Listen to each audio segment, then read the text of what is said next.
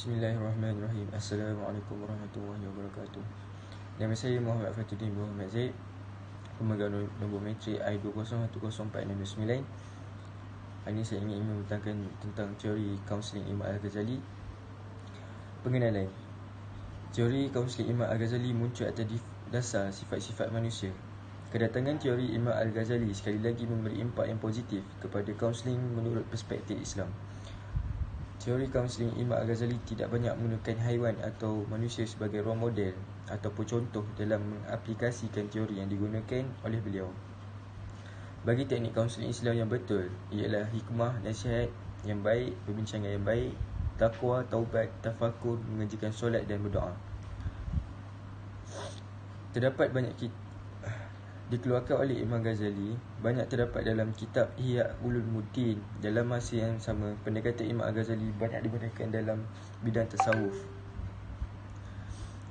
Seterusnya, Imam Al-Ghazali menegaskan bahawa manusia memang berkebolehan untuk mencapai taraf malaikat dengan suluhan ilmu dan boleh juga jatuh tersungkur lebih rendah dari taraf haiwan jika terpengaruh dengan kemewahan dan kemarahan.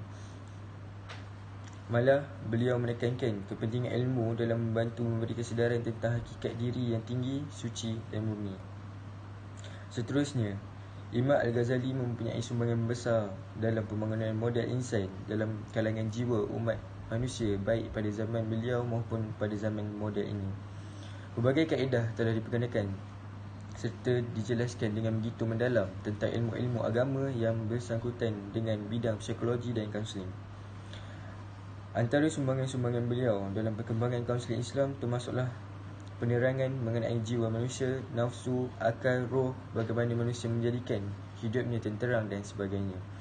Jika dilihat kepada perbezaan pendekatan teori yang dilaksanakan dalam kaunseling antara Imam Al-Ghazali dengan tokoh-tokoh barat, secara jelas dapat ditentukan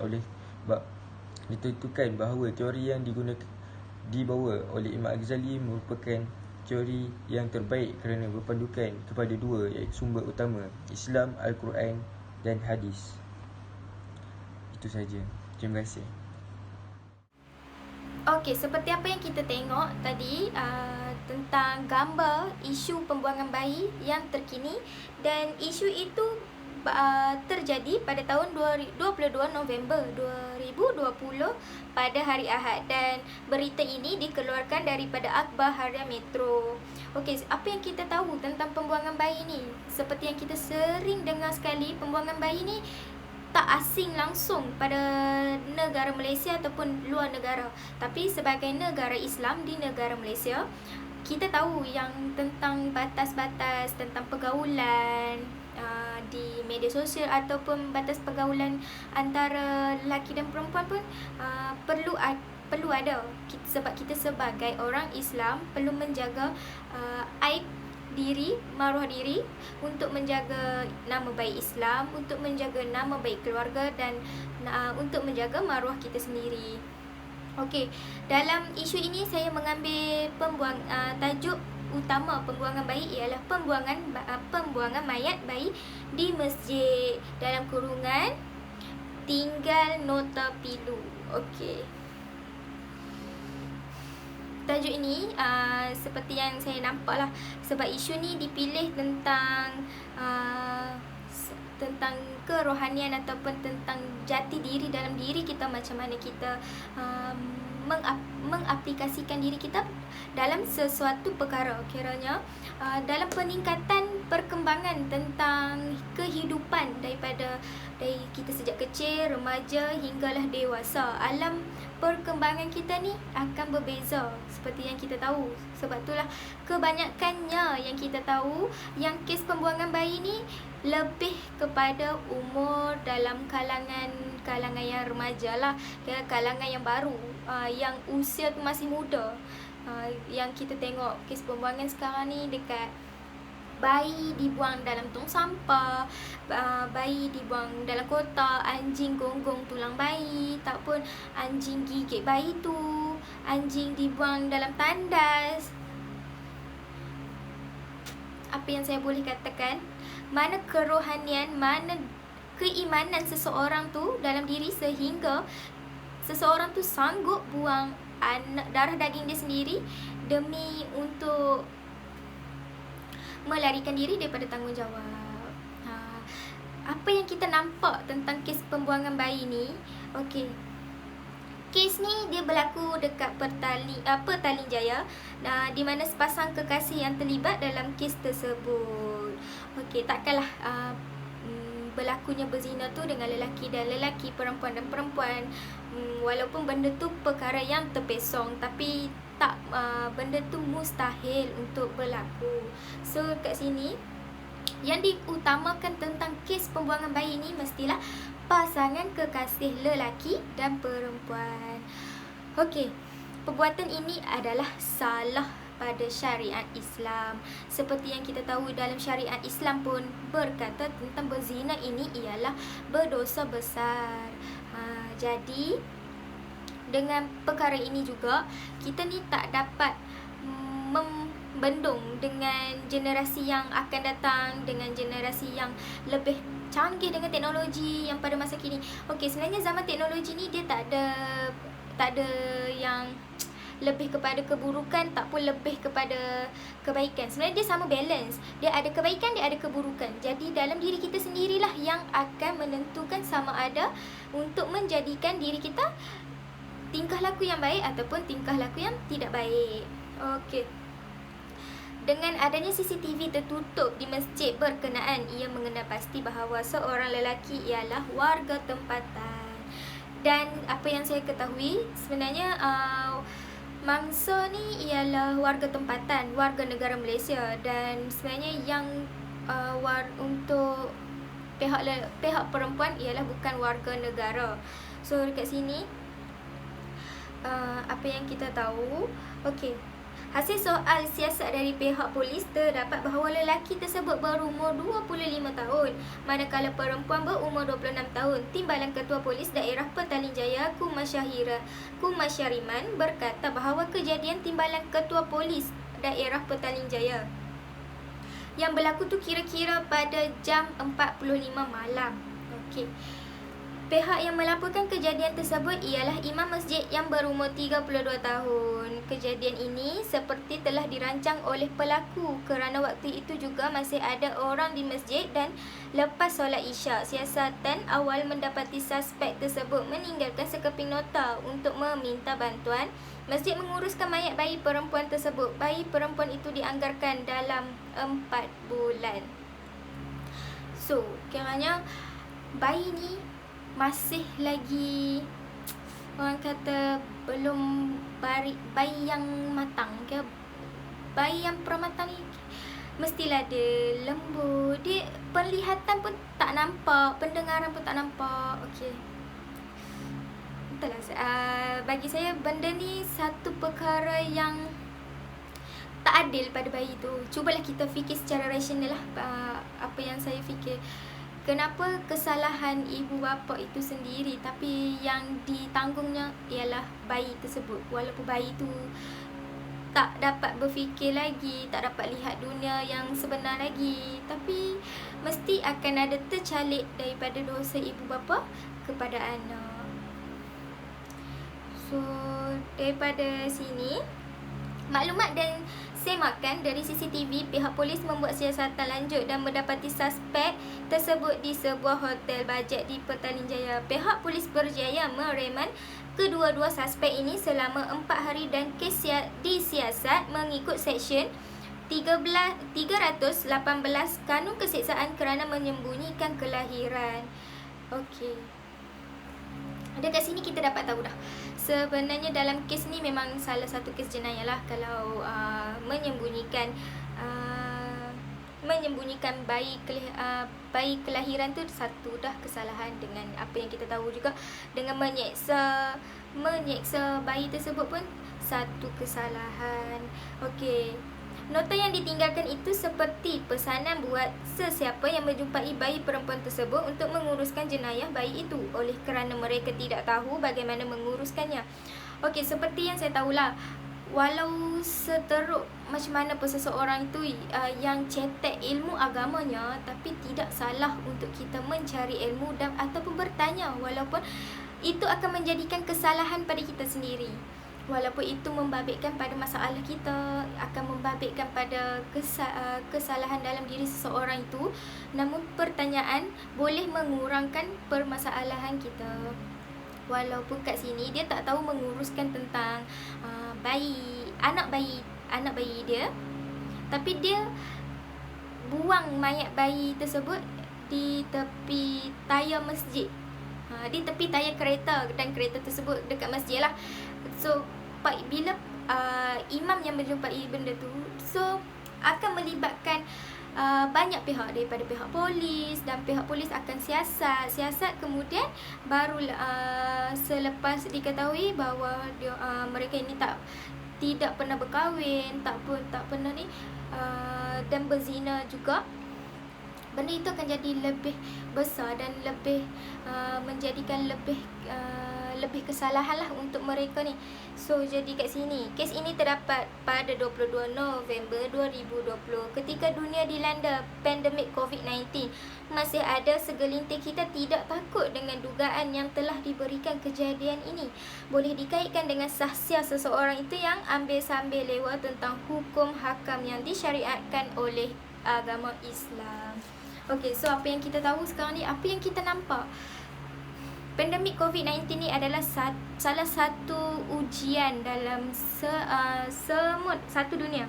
Bukan negara Malaysia saja yang kena, tapi Amerika kena, Korea Selatan kena, China kena, India, Bangladesh, kira satu dunia mengalami pandemik COVID-19. So dekat sini Allah telah menurunkan satu dugaan bala untuk kita, untuk manusia menyedari tentang kesalahan-kesalahan mereka, apa yang mereka melakukan dosa pada di dunia, kerana kita ni sebagai manusia akan leka, akan mengambil sambil lewat tentang setiap perkara. So daripada sini kita boleh nampak salah satu Allah turunkan ujian ni untuk memperingatkan diri kita. Tapi masih ada di kalangan ini yang masih mengambil kesempatan dengan membuat zina, kemudian membuang anak. Di dalam pandemik COVID-19 ni juga pasti setiap orang pasti akan ada masalah tersendiri, mungkin daripada kalangan rumah tangga, daripada masalah kewangan, masalah ekonomi yang tak pernah cukup. So daripada sini kita boleh lihat setiap kelemahan manusia yang apabila mengalami permasalahan.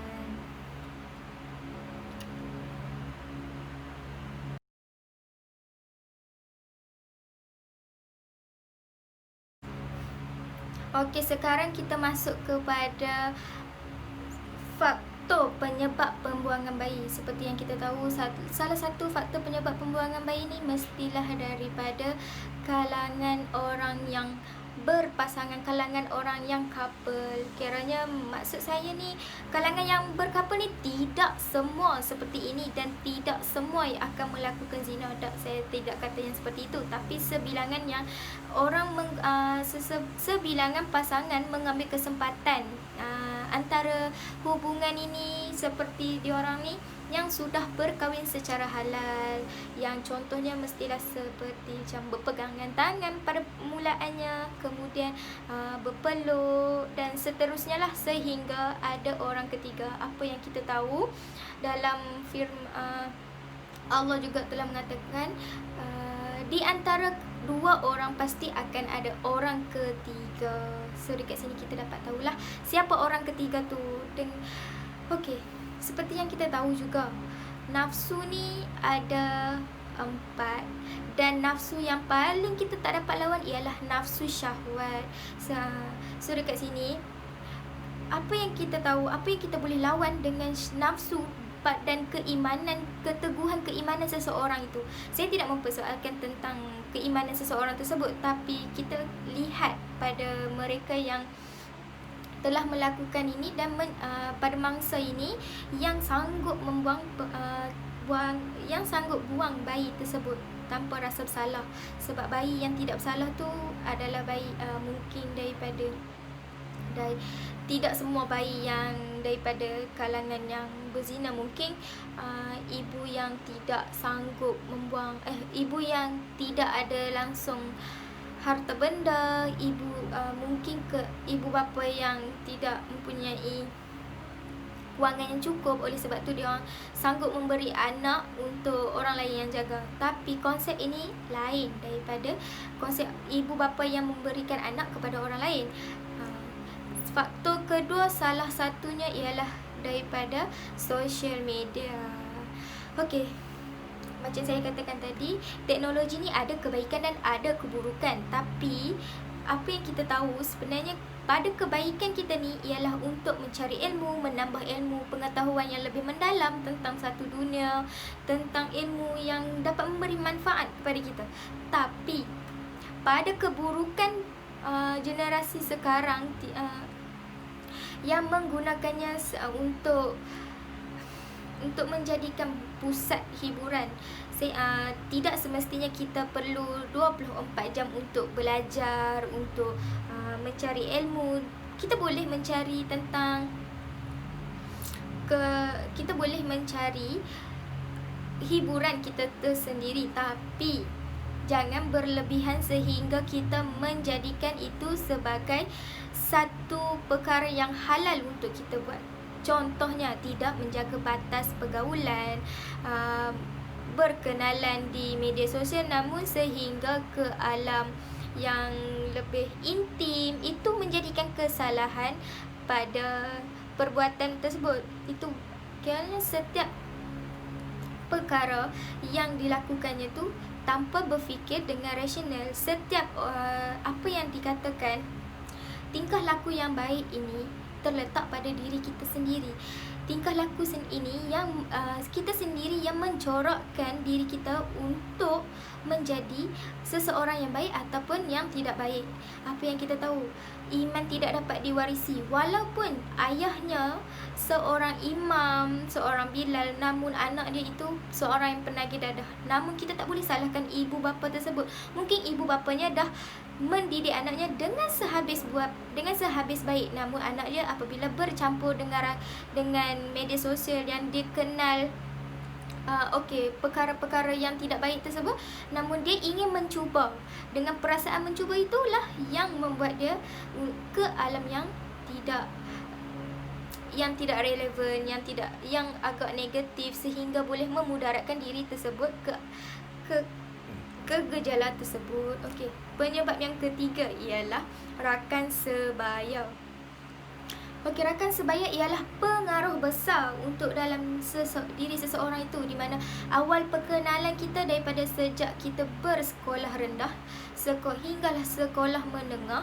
Ini adalah salah satu pengaruh untuk seseorang itu mengambil perhatian terhadap dengan siapa yang dia kawan, dengan perkara yang mana baik ataupun yang mana buruk, yang mana halal, yang mana haram, yang mana berdosa dan yang mana pahala.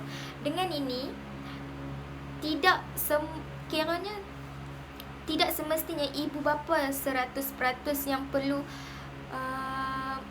mendorong anak tersebut kepada kebaikan ataupun kejahatan. Ibu bapa ada tanggungjawabnya tersendiri. Ibu bapa juga adalah salah satu tonggak untuk mendidik anak-anak menjadi seorang manusia yang sempurna. Walaupun dalam dunia ini takkan ada manusia yang sempurna. Sempurna yang dikatakan ni ialah akhlak yang baik, ilmu yang dapat membimbing dia untuk menjadi seorang yang berguna. So dengan ini, apabila diri kita sendiri yang tidak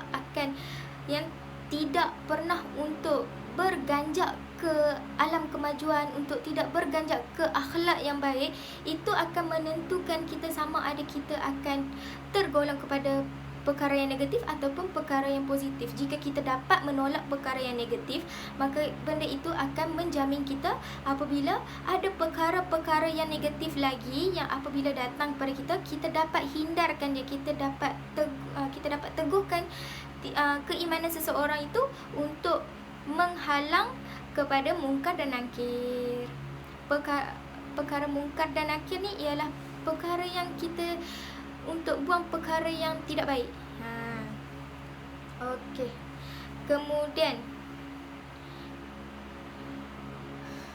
kita masuk kepada berkaitan statistik kes pembuangan bayi 2014 hingga 2018. Apa yang kita tahu, statistik kes pembuangan bayi menunjukkan purata kes sepanjang tahun yang telah dikaji.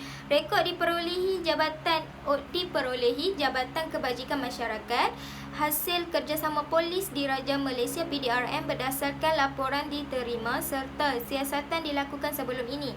Ketua Pengarah Jabatan Masyarakat Zulkifli Ismail berkata rekod menunjukkan sebanyak 103 kes buang bayi atau janin berlaku pada tahun 2014, 111 kes pada tahun 2015, 115 kes pada tahun 2016, 120 kes pada tahun 2017 dan 128 kes pada tahun 2018. So, kes dekat sini, isu pembuangan bayi sukar diselesaikan sepenuhnya berikutan. Ia adalah masalah sosial yang berkait rapat dengan pelbagai. Apa yang dapat dilihat, pada remaja sekarang lebih gemar untuk bergaul bebas antara lelaki dan perempuan. So, dekat sini setiap tahun kes pembuangan bayi pasti akan ada, tidak kurang ataupun tidak lebih. Mungkin pada tahun ini statistik akan berganjak. Mungkin pada tahun 2020 ini mungkin statistik tu berkurang sikit. So statistik yang saya ingin tunjukkan pada rakan-rakan semua tentang kes pembuangan bayi, saya akan tunjukkan selepas ini. Okey, itu saja tentang faktor penyebab pembuangan bayi dan skala statistik tentang pembuangan bayi dari sejak 2014 hingga 2018.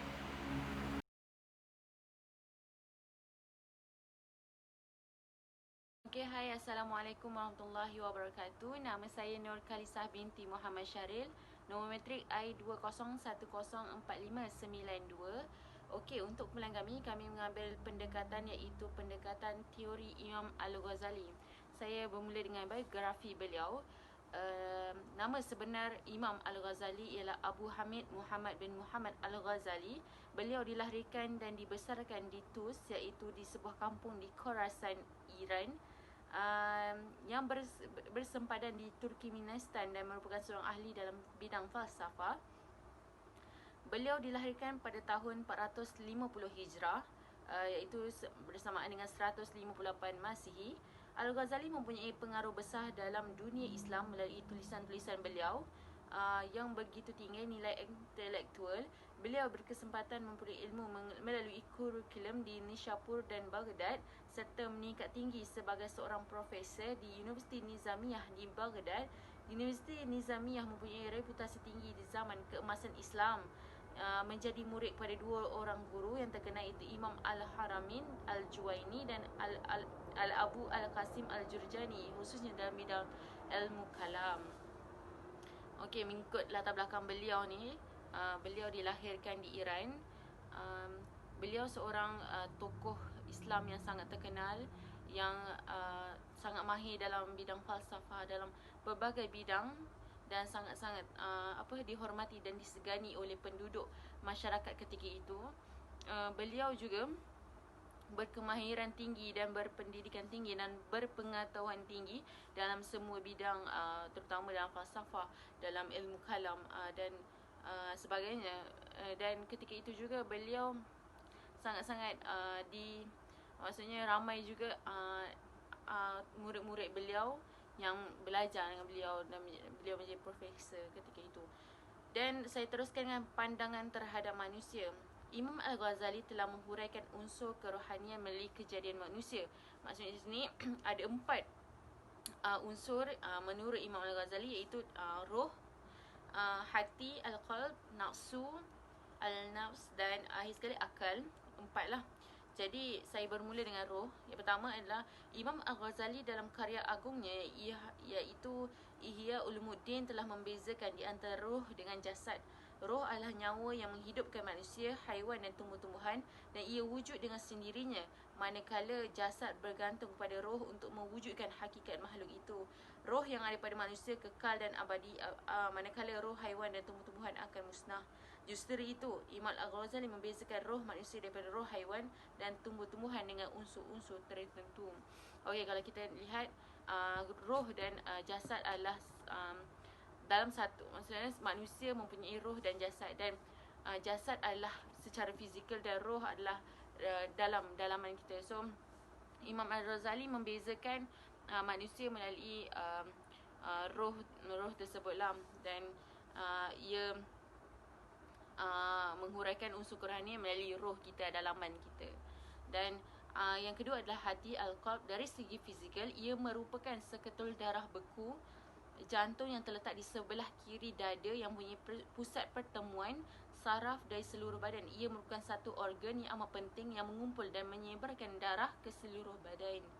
Okey, ia menjadi sumber nyawa atau kehidupan manusia. Dari segi rohani, ia merupakan satu gejala yang lembut, halus, latifah dan bersifat ketuhanan.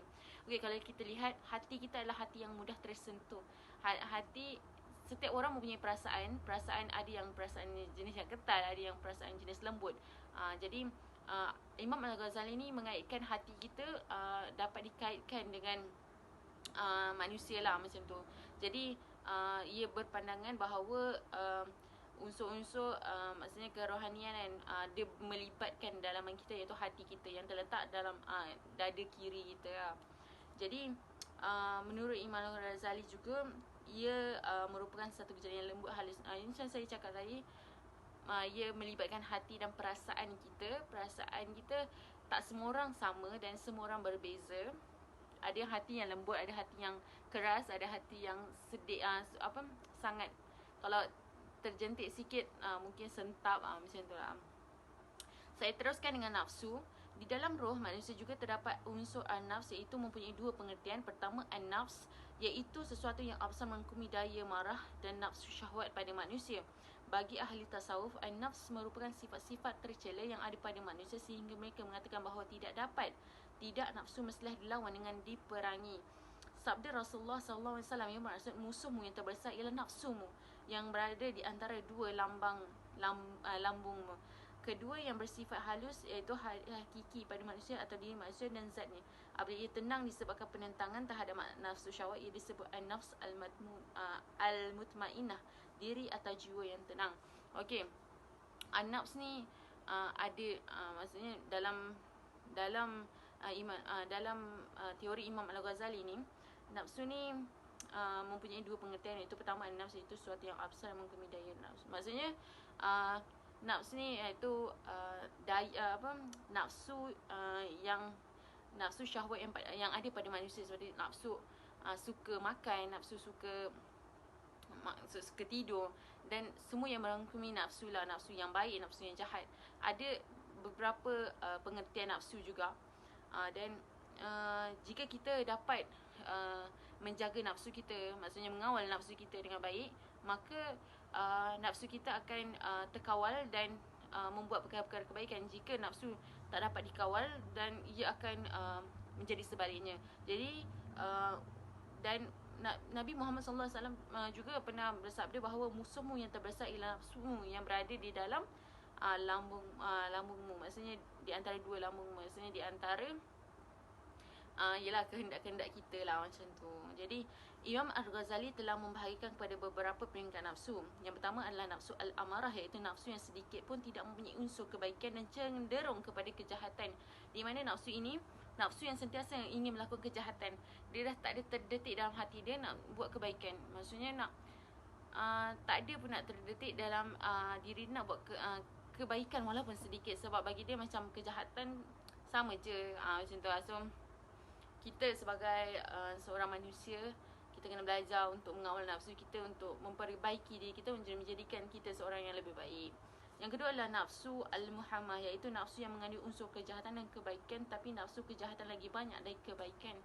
Di mana nafsu ini, al-muhammah ni, nafsu yang dia nak buat jahat, tapi dia ada sedikit rasa was-was lah untuk buat jahat, tapi ada. Maksudnya dia mostly dia banyak kepada nak buat jahat lah. Maksudnya seperti manusia yang dia suka minum arak, dia tahu itu tak baik tapi dia rasa tak apalah untuk dia seronok, and dia akan fikir macam dah tua nanti baru dia nak insaf, macam tu lah. So kita kena kawal nafsu kita untuk menjadikan kita lebih baik. Yang ketiga adalah nafsu al-lawamah, iaitu nafsu yang mengandung unsur kebaikan dan kejahatan, tapi nafsu lebih baik, lebih banyak daripada kejahatan, di mana dia tak pernah tinggal solat, dia tak pernah tinggal mengaji ataupun melakukan kebaikan kepada kedua ibu bapa dia, tapi dia akan membuat sedikit perkara yang macam kurang bersedekah, kurang melakukan maksudnya jahat tu, maksudnya terlalu macam selalu saitkan, maksudnya mulut dia macam selalu mengata macam tu lah, tapi mostly dia banyak kepada kebaikan lah. Yang keempat adalah nafsu al-mutmain, itu nafsu yang punya kebaikan sahaja, dijamin syurga. Ini adalah nafsu yang ada pada diri seorang rasul, seorang para sahabat, dan ialah para sahabat Nabi Muhammad sallallahu alaihi wasallam. Ya. Yang ketiga adalah akal. Yang tadi saya terangkan nafsu kan. Yang ketiga, maafkan saya, yang keempat iaitu akal, pemikiran kita. Selain dan ia merupakan otak. Yang saya cakap merupakan otak. Sebab tu biologinya sama di antara manusia dengan haiwan, tapi kuantitinya sahaja berbeza. Dari segi kerohanian pula, akal merupakan satu keupayaan untuk menggarap ilmu pengetahuan tentang hakikat segala hal. Ia mempunyai daya kekuatan untuk menimbang sesuatu, sama ada kebaikan atau keburukan, dan melaksanakan titah perintah al-qalb, sama ada untuk tujuan kebaikan atau kejahatan. Pemikiran kita akan mengawal segala tindakan kita. Maksudnya jika pemikiran kita nak, contoh hati kita nak buat baik, tapi pemikiran kita tak apa, nanti next time lah, tapi dan tindakan kita akan buat kejahatan. Jadi pemikiran kita akan menentukan sama ada perkara itu baik, dan membuat tindakan lah, sebab kita tak akan bergerak tanpa memikirkan sesuatu. Betul tak? Macam tu lah. Konsep manusia. Konsep manusia menurut Imam Al-Ghazali dapat dikaji dari segi unsur kerohanian, terdiri daripada kalbu, roh, nafsu dan akal. Macam tadi saya sebut, Imam Al-Ghazali dalam kitab Ihya telah mengutarakan teori manusia berdasarkan Al-Quran dalam surah Sad ayat 72. Kemudian apabila aku sempurnakan kejadiannya manusia, serta aku tiupkan padanya roh dari ciptaanku. Manusia yang diciptakan oleh Allah SWT memiliki unsur-unsur rohaniah, iaitu roh, kalbu, nafsu dan akal. Dan setiap manusia, saya sebut, setiap manusia mempunyai semua empat unsur ni. Itulah yang dikaji oleh Imam Al-Ghazali untuk membuat pendekatan terhadap manusia. Jadi Imam Al-Ghazali menegaskan bahawa manusia adalah makhluk yang kompleks, kebendaan, sayangkan kehidupan dan kepandaian. Manusia suka memuaskan estetika dan benda-benda yang cantik. Di samping itu, manusia mempunyai roh ilahi yang bertentangan dengan nafsu ini. Jadi manakala dalam bukunya Qiyamus Sa'adah menerangkan bahawa manusia yang menentang hukum hakam Allah adalah akibat tiadanya pengetahuan dan kegagalan memahami erti kehidupan. Imam Al-Ghazali menegaskan bahawa manusia memang mempunyai kebolehan mencapai taraf malaikat dengan suluhan ilmu, dan boleh juga jatuh tersungkur lebih rendah dari taraf haiwan jika terpengaruh dengan kemauan dan kemarahan. Malah beliau menekankan kepentingan ilmu dalam membantu memberi kesedaran tentang hakikat dirinya yang tinggi, suci dan murni. Macam yang saya sebut tadi, manusia berunsurkan dengan empat ciri ini, iaitu kalbu, akal, nafsu dan juga roh. Jadi jika baik kebaikannya, maka baiklah akhlak seorang manusia. Tapi jika sebaliknya, maka mungkin dia akan jadi lebih teruk daripada haiwan. Maka kita kena jaga empat unsur ni untuk menjadikan kita seorang yang lebih baik, dan insyaAllah menjadikan kita seorang yang lebih soleh-soleha dan sebagainya, dan menuju ke arah syurga Allah lah. Jadi saya teruskan dengan perbezaan teori Al-Ghazali dan teori Barat. Ini perbezaannya, iaitu teori Imam Al-Ghazali berunsurkan kasih sayang. Kasih sayang di mana apabila kita membuat satu sesi, dan ia akan menerapkan pelbagai unsur kasih sayang, seperti mengajak melakukan kebaikan, mengajak melakukan ketaatan kepada Allah SWT. Dan sebaliknya kepada teori Barat, iaitu teori ini diasaskan oleh mereka sendiri. Maksudnya teori barat ni diasaskan oleh pengetahuan mereka sendiri, apa yang mereka lihat. Kalau teori Imam Al-Ghazali berdasarkan Al-Quran, macam itulah. Dan teori Imam Al-Ghazali menggunakan pendekatan Al-Quran sebagai panduan menasihati antara satu sama lain. Macam saya cakap tadi, teori Imam Al-Ghazali memang berpandukan Al-Quran dan As-Sunnah, iaitu apa yang ada pada jiwa manusia, apa yang ada pada manusia, dan dalam Al-Quran berpandukan kitab yang sahih atau Al-Quran. Dan teori barat pula ialah berpandukan kehidupan mereka sendiri. Teori barat banyak membincangkan teori-teori mereka dengan mengaitkan kehidupan persekitaran mereka dan kehidupan mereka lah, maksudnya daripada mereka kecil sampai besar, macam tu lah untuk teori barat. Okey, yang ketiga adalah menasihati dari segi rohani dan jasmani untuk teori Imam Al-Ghazali. Maksudnya menasihati dari segi rohani dan jasmani, di mana daripada luaran dalaman, menasihati dengan cara baik, menasihati dengan cara yang mendekatkan diri seseorang itu dengan Allah Subhanahu Wa Taala. Tidak berpandukan apa-apa panduan. Ini untuk teori barat lah. Diorang ikut diorang lah, macam diorang nampak klien ni jenis yang ada masalah, tapi diorang macam ikut diorang lah nak buat apa dengan klien ni. Macam lepas tu je dah lah, pergi je lah klien tu kan. Okay, yang last kali ialah boleh menasihati antaranya penyakit psikiatri, di mana teori Imam Al-Ghazali ni dia mengkhususkan juga antaranya penyakit psikiatri lah, iaitu dia boleh maksudnya psikiatri ni kan masalah mental juga. So dia boleh mendekatkan dan menggunakan pendekatan teori Imam Al-Ghazali dengan memperkenalkan Al-Quran dan Sunnah, dan melegakan jiwa-jiwa pesakit-pesakit yang menghadapinya. Dan untuk teori barat tidak sepenuhnya. Mungkin orang tu sakit, ni untuk teori barat lah, orang tu sakit dan mereka menggunakan cara fizikal sahaja, macam mengubah dengan cara fizikal, dan kemudian dalaman mereka terseksa, macam tu lah, macam tu lah beza dia. Dan faktor mempengaruhi personaliti menurut Imam Al-Ghazali adalah, pertama adalah tazkiyah an-nafs atau pembersihan jiwa. Pertama, tazkiyah an-nafs atau pembersihan jiwa. Dari sudut bahasa, tazkiyah bermaksud penyucian, pembersihan dan penyuburan diri serta penyingkiran segala bentuk perkembangan yang tidak dikendaki dan segala perkara yang tidak baik. Dari segi istilah, tazkiyah mengandungi makna suatu usaha gigih dan bersungguh-sungguh untuk membersih dan menyucikan diri seseorang manusia dari sifat buruk dan keji yang menjadi penghalang kepada penyuburan akhlak mulia seorang insan. Okey, untuk faktor maksudnya dekat sini tazkiyah an-nafs ni atau pembersihan jiwa ni adalah seseorang, antara faktor yang mempengaruhi personaliti antara faktor lah mempengaruhi personaliti seseorang. Jika seseorang itu sering melakukan kebaikan, sering membersihkan hati dengan berselawat, sering solat sunat, solat tahajud apa semua untuk membersihkan jiwa mereka, maka ia antara personaliti mereka untuk menjadi mereka lebih baik dan tidak ada isu dalam kehidupan mereka. Maksudnya mereka dekatkan diri mereka dengan Tuhan, dengan Allah SWT, dan melakukan amal ibadah yang boleh mendapatkan mereka pahala dan sebagainya. Okey, untuk kedua adalah mujahadah atau melawan hawa nafsu. Mujahadah atau melawan hawa nafsu adalah nafsu semaksimal mungkin sifat mazmumah agar ia menjadi stabil dan dapat diarahkan kepada pembinaan pribadi yang luhur.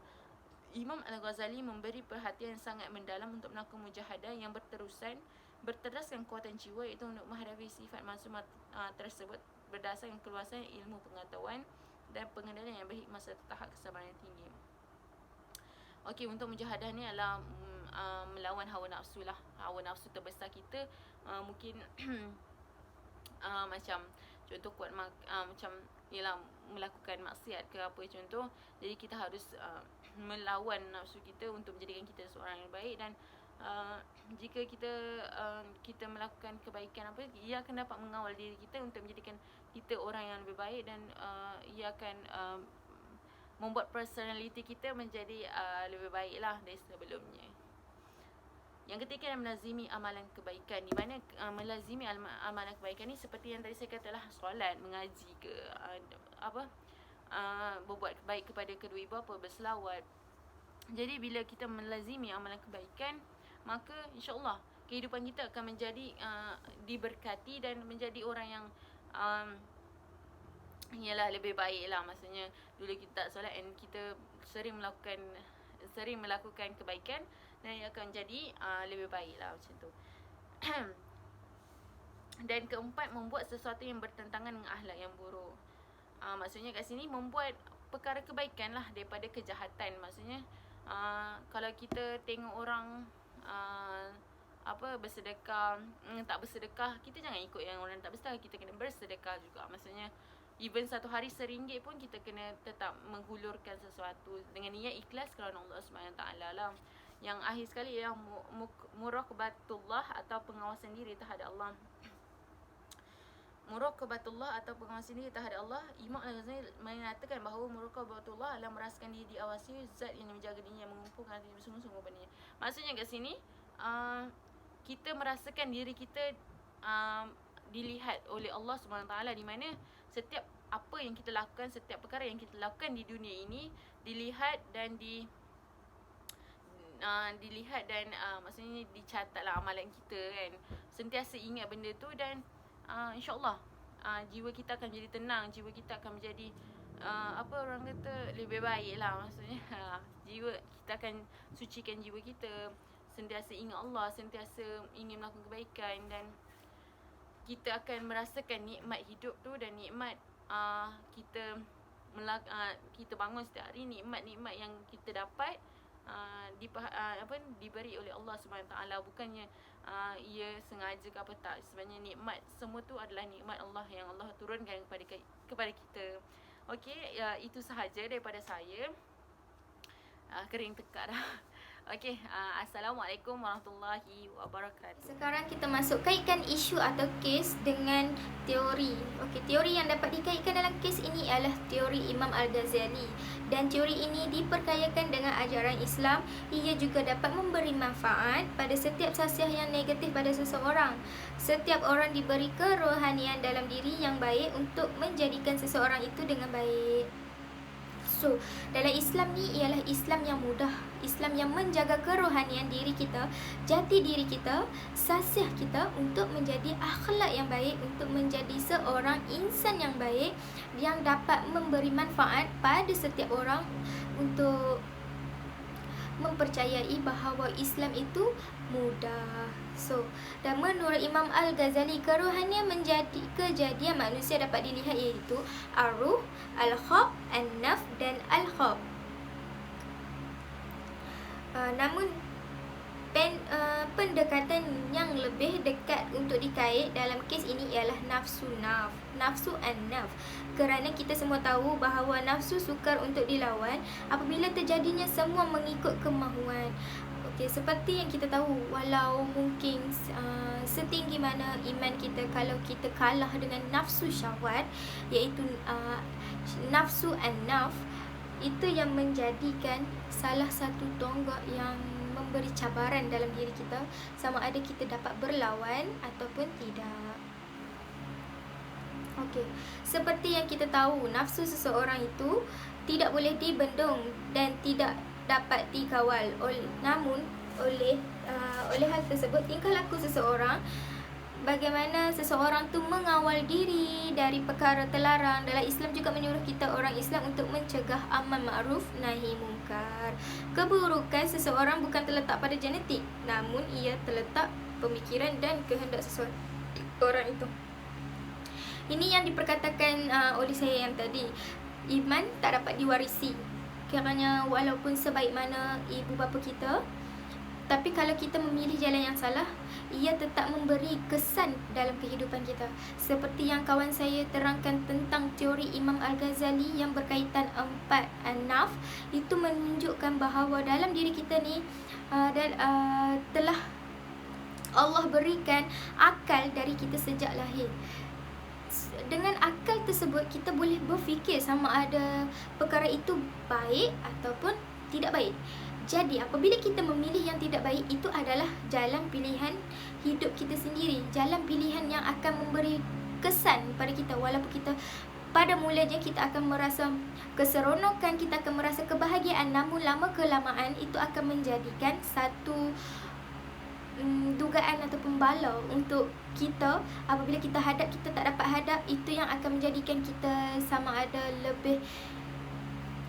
lebih bermuhasabah ataupun lebih negatif, lebih tingkah laku yang tidak relevan. Firman Allah surah Al-Imran, dan hendaklah ada di antara kamu segolongan umat yang menyeru kepada kebajikan, menyuruh kepada makruf dan mencegah daripada yang mungkar, dan merekalah orang-orang yang beruntung. Okey, surah Al-Imran ayat 104.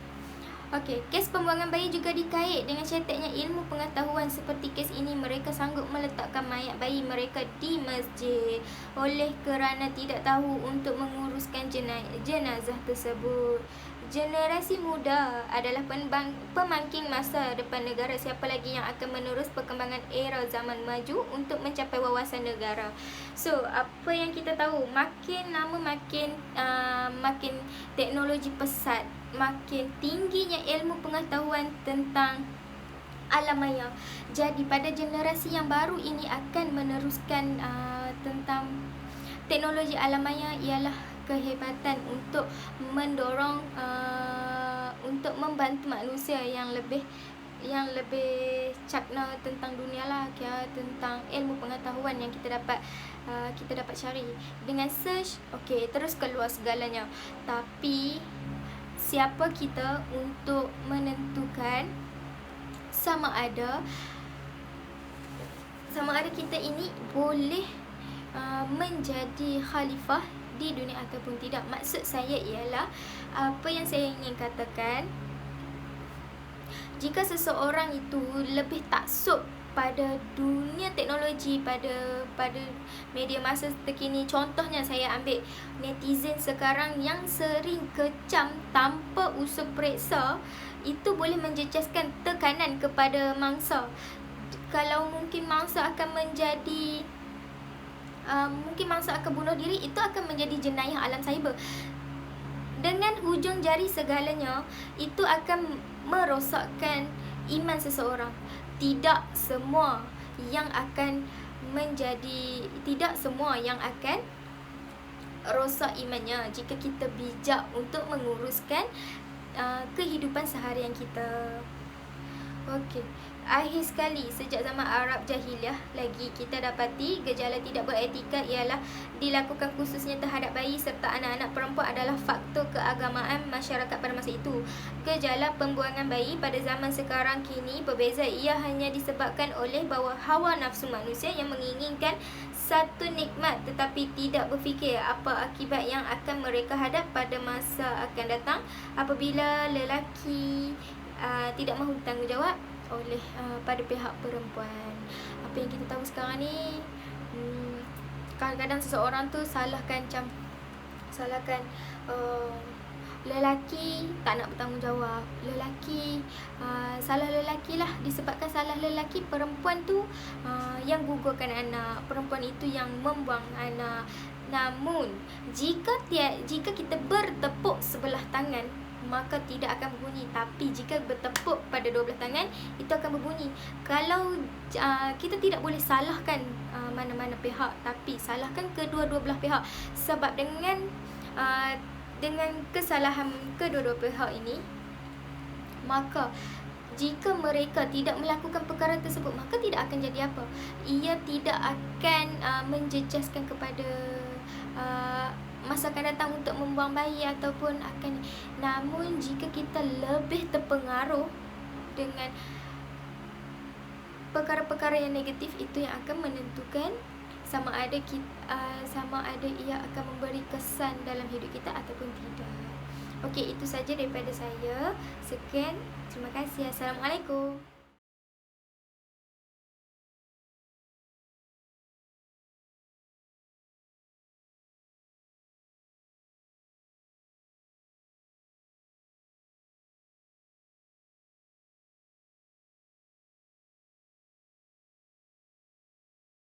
Okey, seperti apa yang kita tengok tadi tentang gambar isu pembuangan bayi yang terkini, dan isu itu terjadi pada tahun 22 November 2020 pada hari Ahad, dan berita ini dikeluarkan daripada Akhbar Harian Metro. Okey, apa yang kita tahu tentang pembuangan bayi ni? Seperti yang kita sering dengar sekali, pembuangan bayi ni tak asing langsung pada negara Malaysia ataupun luar negara. Tapi sebagai negara Islam di negara Malaysia, kita tahu yang tentang batas-batas tentang pergaulan di media sosial ataupun batas pergaulan antara lelaki dan perempuan pun perlu ada. Sebab kita sebagai orang Islam perlu menjaga aib diri, maruah diri, untuk menjaga nama baik Islam, untuk menjaga nama baik keluarga, dan untuk menjaga maruah kita sendiri. Okey, dalam isu ini saya mengambil tajuk utama pembuangan bayi ialah pembuangan mayat bayi di masjid, dalam kurungan tinggal nota pilu. Okey. Tajuk ini seperti yang saya nampak lah, sebab isu ni dipilih tentang kerohanian ataupun tentang jati diri dalam diri kita, macam mana kita mengaplikasikan diri kita dalam sesuatu perkara. Kiranya dalam peningkatan perkembangan tentang kehidupan dari kita sejak kecil, remaja hinggalah dewasa, alam perkembangan kita ni akan berbeza seperti yang kita tahu. Sebab itulah kebanyakannya yang kita tahu yang kes pembuangan bayi ni lebih kepada umur dalam kalangan yang remaja lah, kalangan yang baru, yang usia tu masih muda. Yang kita tengok kes pembuangan sekarang ni dekat bayi dibuang dalam tong sampah, bayi dibuang dalam kotak, anjing gonggong tulang bayi, ataupun anjing gigit bayi tu, anjing dibuang dalam tandas. Apa yang saya boleh katakan, mana kerohanian, mana keimanan seseorang tu dalam diri sehingga seseorang tu sanggup buang darah daging dia sendiri demi untuk melarikan diri daripada tanggungjawab. Apa yang kita nampak tentang kes pembuangan bayi ni? Okey, kes ni dia berlaku dekat Petaling Jaya, di mana sepasang kekasih yang terlibat dalam kes tersebut. Okey, takkanlah berlakunya berzina tu dengan lelaki dan lelaki, perempuan dan perempuan. Walaupun benda tu perkara yang terpesong, tapi benda tu mustahil untuk berlaku. So kat sini yang diutamakan tentang kes pembuangan bayi ni mestilah pasangan kekasih lelaki dan perempuan. Okey, perbuatan ini adalah salah pada syariat Islam. Seperti yang kita tahu, dalam syariat Islam pun berkata tentang berzina ini ialah berdosa besar.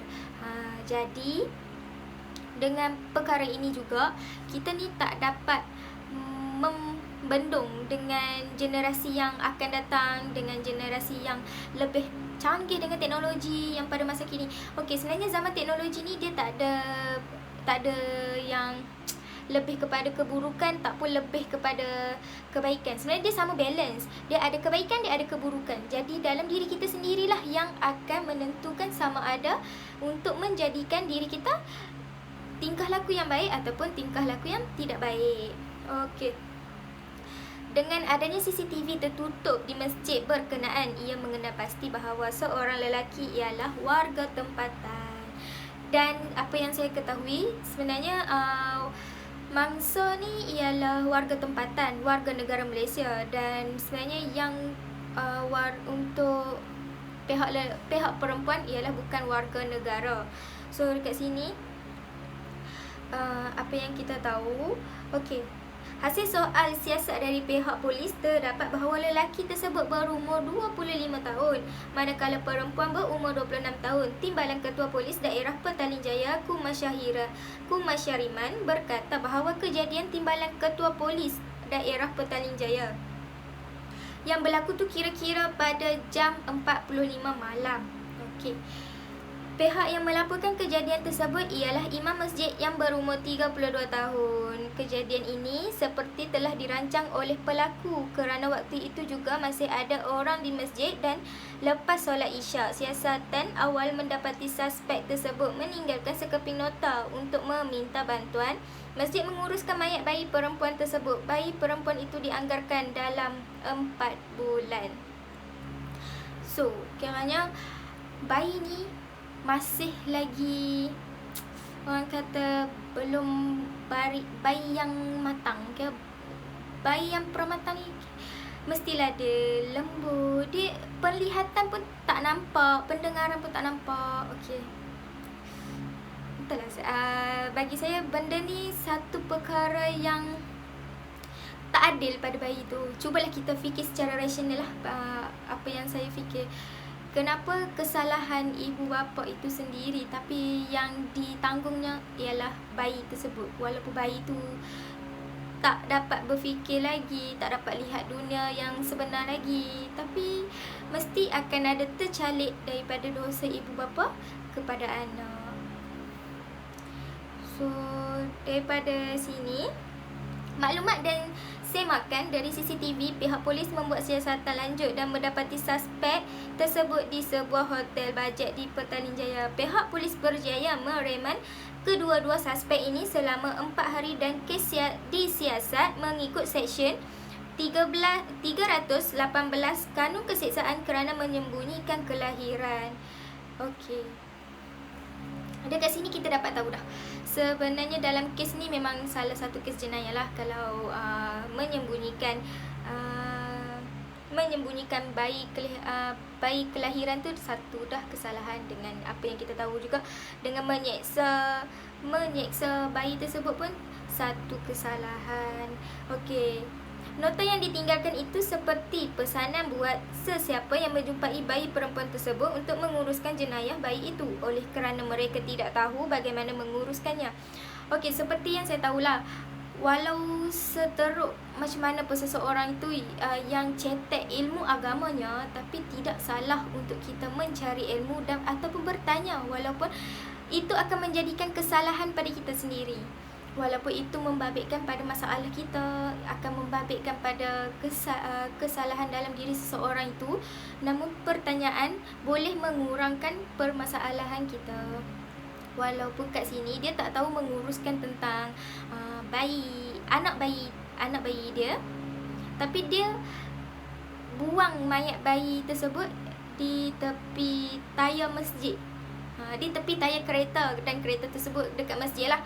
So bila imam yang menjumpai benda tu, so akan melibatkan banyak pihak, daripada pihak polis, dan pihak polis akan siasat kemudian baru selepas diketahui bahawa mereka ini tidak pernah berkahwin, tak pernah ni dan berzina juga, benda itu akan jadi lebih besar dan lebih menjadikan lebih kesalahan lah untuk mereka ni.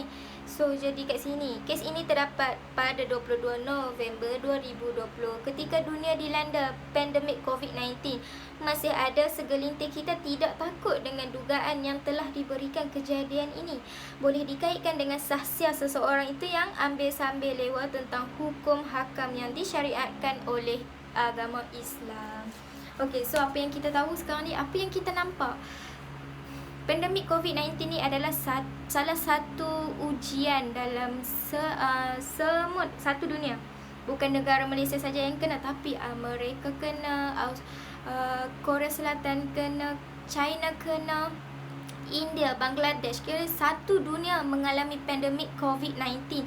So dekat sini Allah telah menurunkan satu dugaan bala untuk kita, untuk manusia menyedari tentang kesalahan mereka, apa yang mereka melakukan dosa pada di dunia, kerana kita ni sebagai manusia akan leka, akan mengambil sambil lewat tentang setiap perkara. So daripada sini kita boleh nampak salah satu Allah turunkan ujian ni untuk memperingatkan diri kita.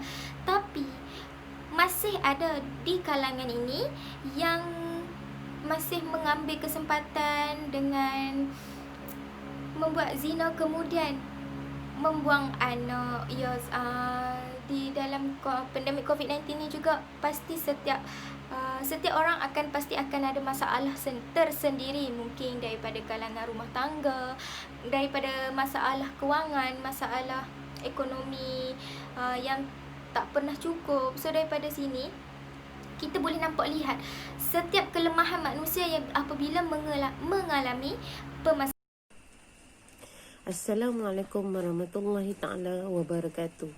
Nama saya Zulaika Nizam binti Cik Zam.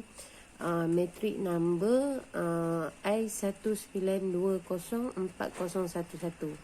Hari ini saya akan membentangkan berkaitan penyelesaian masalah kes atau isu dan juga kesimpulan. Okey. Gejala pembuangan bayi ini dapat dibendung jika seseorang mempunyai rohani yang baik untuk berubah ke arah kebaikan dan kekalkan diri dari keruntuhan agama. Okey. Remaja perlu diberi perhatian yang sepenuhnya dari segi kasih sayang dan didikan agama yang sempurna, kerana remaja adalah satu tahap di mana perkembangan yang menentukan diri menjadi seorang yang berguna atau tidak berguna. Okey, fasa keremajaan ini adalah fasa yang sangat penting dan ibu bapa mesti memainkan peranan walau apa pun. Okey, contoh, kalau katakanlah ibu bapa tu terlalu sibuk bekerja sekalipun, janganlah mengabaikan tanggungjawab, kerana ini adalah salah satu langkah remaja tu dia dia bersama dengan kawan-kawan dia dan dia melakukan apa yang diinginkan kerana keabaian daripada ibu bapa. Kerana remaja ni zaman remaja, diorang masih lagi tidak mengerti, diorang tak tahu yang mana yang baik, yang mana yang buruk. Diorang rasa benda tu semua seronok je. Okey, zaman sekarang ini ramai ibu bapa yang mengharapkan guru-guru yang menggalas tanggungjawab mendidik, sedangkan tugas guru hanya memberi ilmu pengetahuan dan mengambil tahu serba sedikit tentang perkembangan sasiah remaja sewaktu di sekolah sahaja. Okey, selebihnya adalah ibu bapa.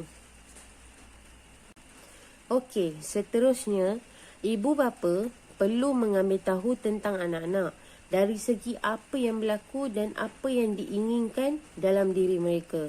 Dalam erti kata lain, ibu bapa perlu menjadi sebahagian daripada jiwa mereka. Ini adalah salah satu cara macam mana kita nak menyelesaikan masalah gejala pembuangan bayi.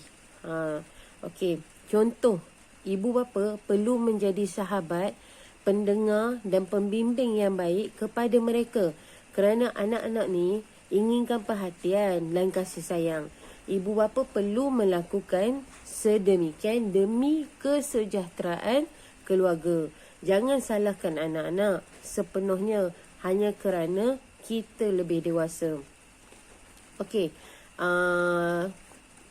langkah orang kata cara penyelesaian seterusnya berkaitan dengan tazkiyah an-nafs. Okey, yang menurut teori Imam Al-Ghazali. Okey, apa yang dimaksudkan tazkiyah an-nafs? Ia adalah salah satu bentuk ataupun cara untuk individu tersebut menyingkir perkara yang tidak dikehendaki dalam diri dengan cara memberi pendedahan, seperti mengatasi sifat-sifat mazmumah. Contohnya sifat-sifat yang buruk lah, akhlak yang buruk. Okey, selain pada itu, mengingati mati. Lepas tu, menghiasi jiwa dengan sifat-sifat mahmudah, iaitu sifat-sifat yang berkaitan dengan kebaikan, dengan memantapkan amal ibadat. Okey. Selain itu, sentiasa bermuhasabah agar individu tersebut terhindar dari gejala-gejala yang boleh merosakkan keruntuhan akhlak dan agama. Okey. Langkah yang seterusnya adalah menyediakan pusat perlindungan untuk memberi perlindungan kepada bayi. Memang kita kata kalau kita buka pusat perlindungan, makin ramailah yang akan buang bayi. Tidak. Okey, sebagai contoh, Baby H. Pusat yang diberi nama Baby H. Okey, langkah ini bukanlah menggalakkan perbuatan pembuangan bayi itu berlaku, tetapi dapat menyelamatkan bayi yang tidak berdosa. Yang buat salah adalah ibu bapanya, bukan anak-anak, bukan bayi yang tidak berdosa. Perbuatan mereka itu salah dan patut dihukum. Tetapi bayi patut kita jaga. Bayi mereka tu kita patut jaga. Okey, agar jiwa mereka tidak mengulangi kesilapan ibu bapa mereka. Selain daripada jiwa, orang kata kita bentuk, kita didik yang bayi tu supaya diorang tu tak ulangilah kesilapan yang dilakukan oleh ibu bapa mereka. Okey, jika kita abaikan bayi tu, kemungkinan besar mereka juga akan mengambil langkah yang sama kerana tidak ada pengetahuan tentang agama, tentang dosa dan pahala. Okey, bagi pelaku pula, bagi ibu bapa kepada bayi tersebut, perlu diberi bimbingan dan pendedahan berkaitan moral akhlak. Bukan hanya pada perempuan, malah pasangan perempuan tersebut, iaitu lelaki, juga perlu diberi pengajaran agar tidak ulangi perbuatan tersebut. Selain itu, masyarakat memain peranan penting dalam memberi dorongan dan tidak memandang serong kepada remaja tersebut. Jika tidak, ianya akan memberi kesan buruk kepada mereka untuk berubah. Daripada mereka nak berubah, bila kita duk pandang serong kepada mereka, lama kelamaan mereka rasa buat apa berubah, kan? Kalau kata kita berubah pun orang tetap pandang kita ni jahat, jadi tak payahlah berubah. Jangan ada pemikiran yang sebegitu. Okey, seterusnya dari segi undang-undang perlu diperketatkan lagi dan memberi hukuman yang sangat berat kepada pelaku sebagai pengajaran, kerana pembuangan bayi tersebut tertakluk di bawah kanun jenayah, dan dalam segi agama Islam pun sangat-sangat berdosa besar. Dalam masa yang sama, pihak kerajaan perlu memberi pendedahan secara berkempen melalui komunikasi dan melalui media massa kepada remaja-remaja yang lain agar tidak melakukan gejala sebegini. Ini gejala pembuangan bayi adalah gejala yang paling besar bagi remaja sekarang. Okey, sekarang kesimpulan. Gejala ini, apa yang dapat saya simpulkan, gejala ini sering berlaku kerana tiada didikan agama sejak kecil. Jika ianya berlaku juga, kalau kata contoh, diorang dah ada didikan agama, tetapi ianya berlaku juga, sekurang-kurangnya mereka atau remaja tersebut tahu bagaimana untuk menyelesaikan masalah yang dihadapi. Okey, seterusnya, fasa keremajaan adalah tahap di mana hati mereka berbolak-balik dan hanya inginkan keseronokan tanpa memikirkan kesan pada diri, pada keluarga, pada masyarakat dan juga pada negara. Remaja ni diorang hanya memikirkan orang kata hawa nafsu, hanya mengikut hati dan perasaan yang inginkan keseronokan. Okey, jadi ibu bapa, apa yang dapat saya simpulkan, ibu bapa memainkan peranan yang sangat penting dalam memberi didikan awal agar dapat mencegah gejala sebegini berlaku. Okey, sebagai contoh, terapkan prinsip daripada kecil iaitu amar makruf nahi munkar. Apa yang dimaksudkan amar makruf nahi munkar? Iaitu mengamalkan berbuat kebaikan dan hindar ataupun cegah ataupun lawan daripada berbuat kejahatan. Okey.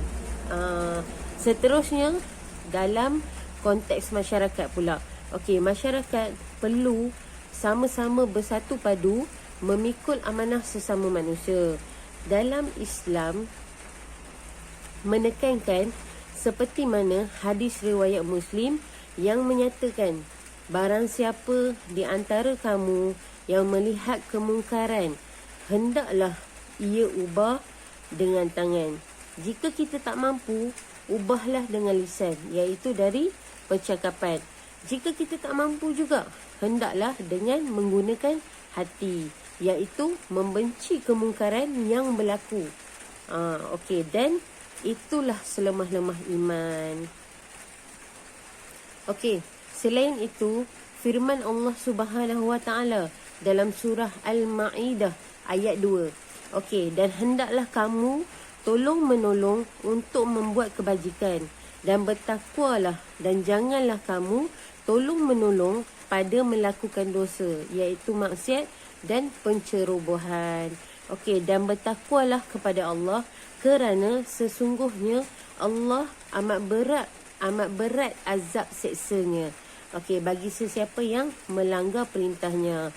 Okey, firman Allah telah menyatakan berkaitan peranan ibu bapa, masyarakat dan negara amat penting untuk kita mencegah daripada berlakunya gejala-gejala sebegini. Seterusnya, bagaimana kita perlu mencegah gejala sebegini berlaku, terutama gejala pembuangan bayi. Okey, seseorang ataupun kita kata individu tersebut, remaja tersebut perlu berfikir secara rasional tentang kesan buruk jika perbuatan itu dilakukan. Okey, dalam teori Imam Al-Ghazali telah menjelaskan sifat dan faktor yang mempengaruhi manusia adalah dari akal, fikiran dan hati yang hanya inginkan keseronokan dan angkuh untuk mencari kesempurnaan diri yang lebih baik. Dalam erti kata lain, zaman remaja ni, diorang tak pernah nak gunakan akal tu dengan sebaiknya. Apa yang diorang fikir hanyalah untuk orang kata benda tu seronok, hanya untuk ialah zaman remaja kan, semua benda nak seronok. Diorang tak tahu lagi kesan buruk kepada diri mereka sendiri. Okey, seterusnya, setiap perkara yang berlaku bukanlah datang dari genetik. Ini yang telah dijelaskan dalam teori Imam Al-Ghazali. Okey, setiap jalan hidup dan pengaruh pemikiran kita sendiri yang menentukan, bukan datang daripada ibu bapa. Betapa pentingnya menggunakan akal fikiran dengan sebaiknya. Okey, dan yang terakhir, setiap larangan telah ditentukan dalam agama, dan janganlah kita berdusta kerana ianya akan memberi kesan yang amat buruk, bukan hanya kepada diri kita tapi masa hadapan. Jadi pesanan daripada saya untuk remaja, fikir-fikirkanlah, orang kata sebelum melakukan perkara tersebut, fikirkan kesannya. Kerana apa orang kata apa, bukan pada diri kita je, keluarga dapat malu, masyarakat pun jadi orang kata pandang pada agama kan. Orang akan kata agama Islam ni adalah agama yang buruk, agama yang jahat. Kerana segelintir remaja-remaja, segelintir manusia yang melakukan perbuatan yang tidak sepatutnya. Okey, sekian daripada saya. Terima kasih kerana beri peluang kepada saya untuk membuat pembintangan. Okey, sekian. Assalamualaikum warahmatullahi wabarakatuh.